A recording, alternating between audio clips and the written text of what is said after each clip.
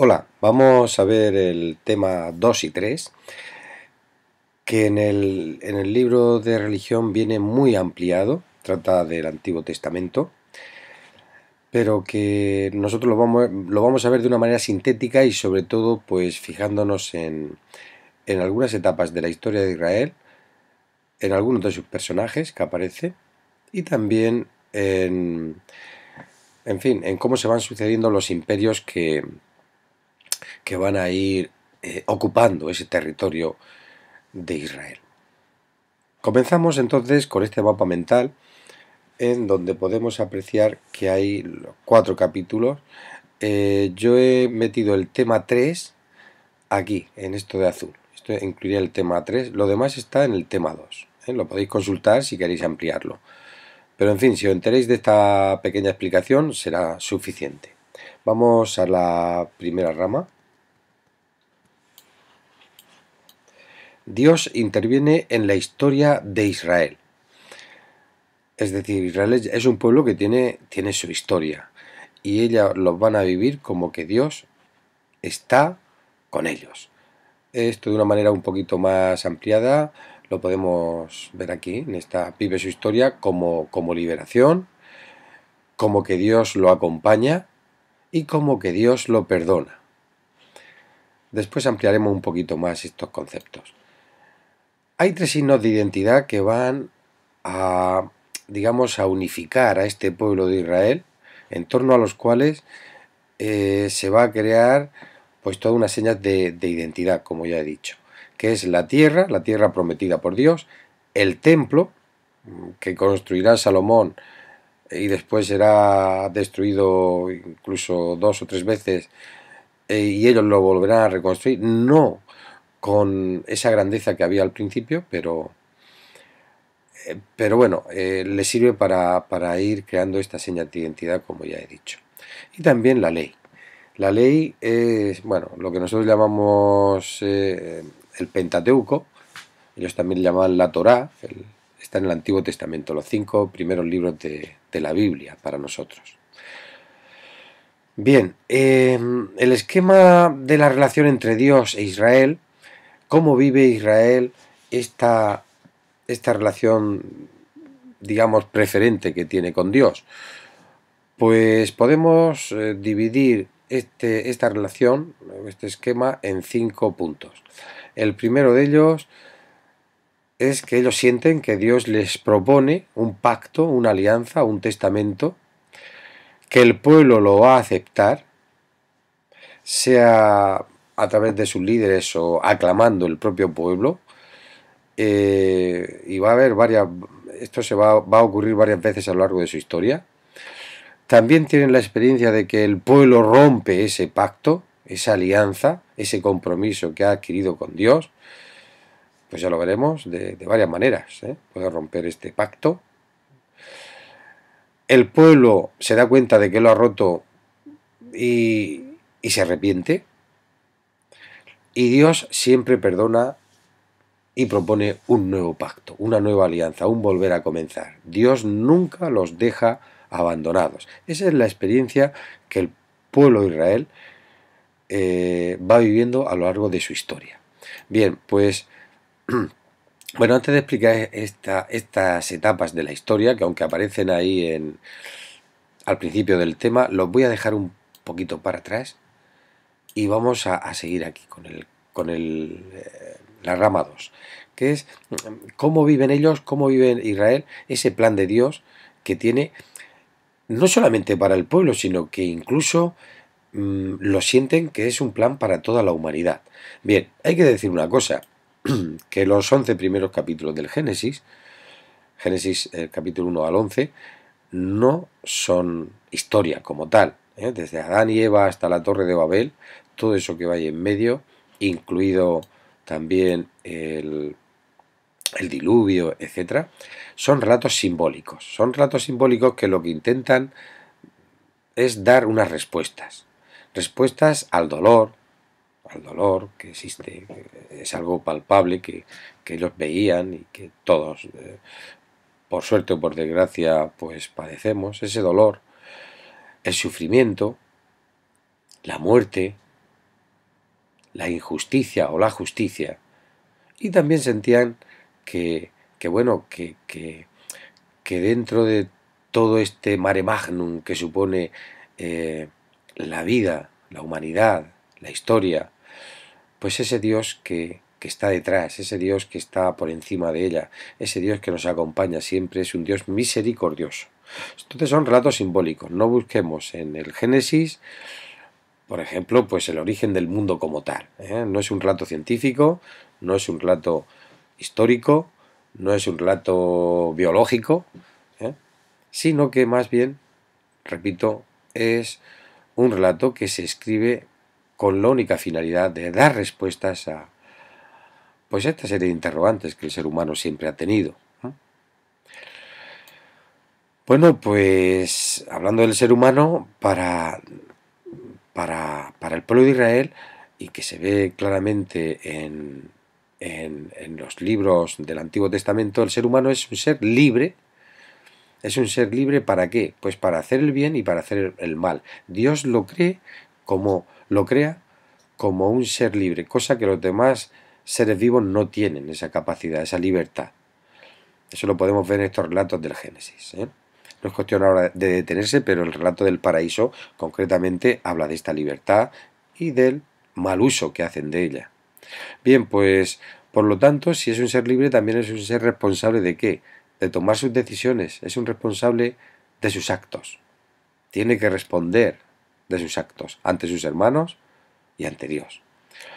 Pero bueno, el ser humano se equivoca, lo vemos claramente a diario. El relato del paraíso quiere expresar esa realidad, pero Dios siempre da una nueva oportunidad. Una nueva oportunidad porque el ser humano se aleja de Dios, se aleja de sus hermanos, pues a veces por puro egoísmo, cometiendo injusticias, a veces por pura indiferencia, sin hacerle caso al que tiene al lado, al necesitado.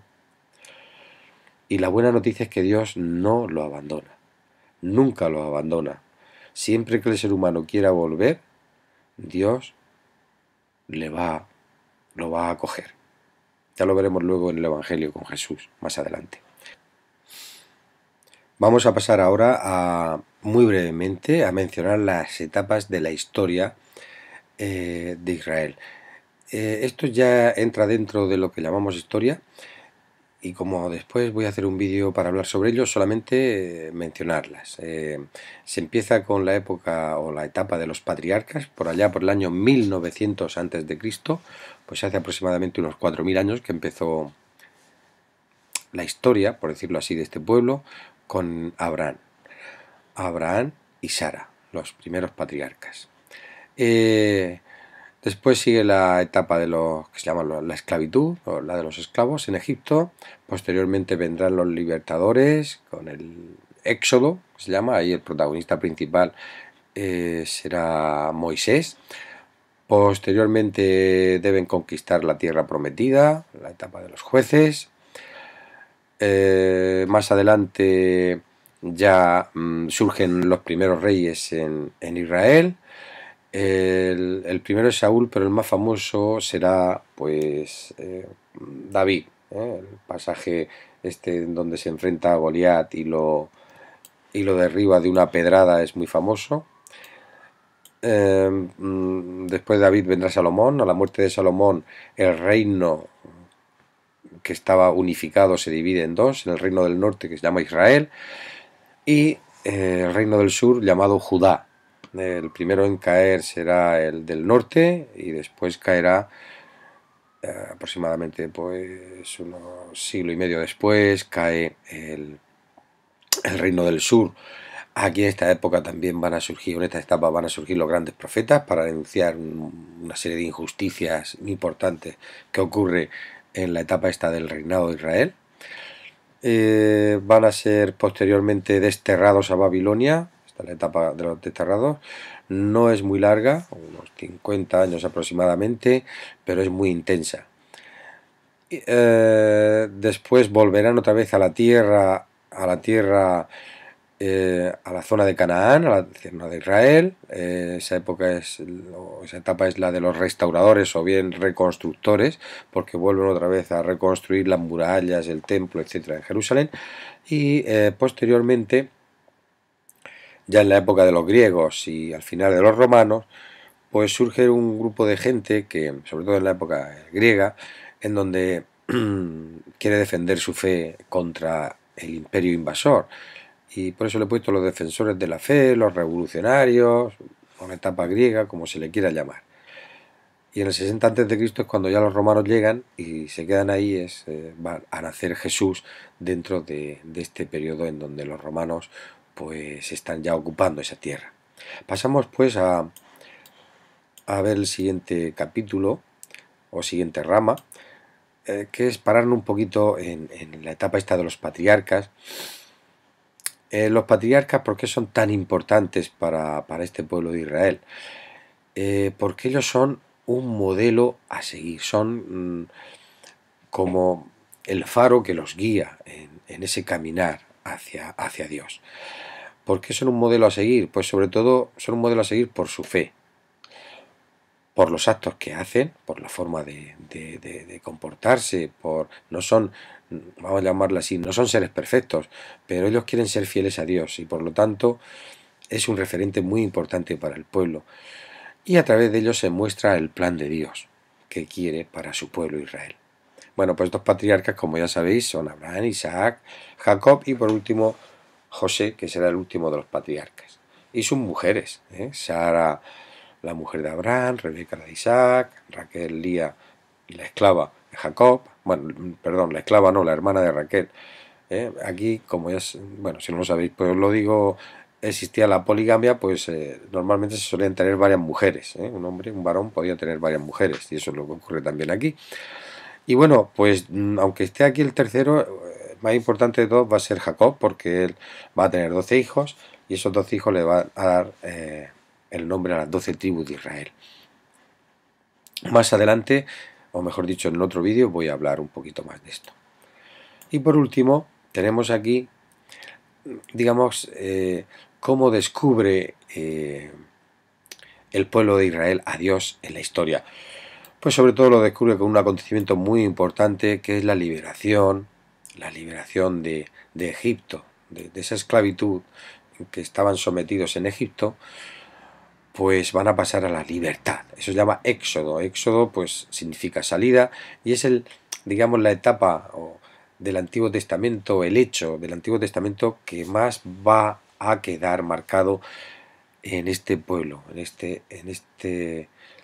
esta historia de Israel.